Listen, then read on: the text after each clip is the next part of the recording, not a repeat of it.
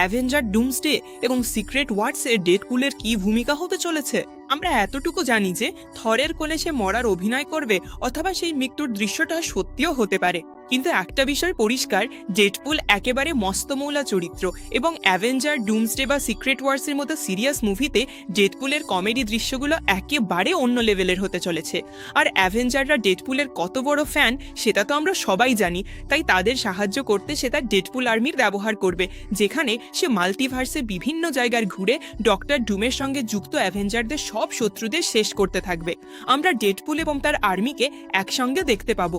Avengers Doomsday এর শেষে doctor ডুম বিরক্ত হয়ে ডেডপুলকে বিদায় জানাতে পারে।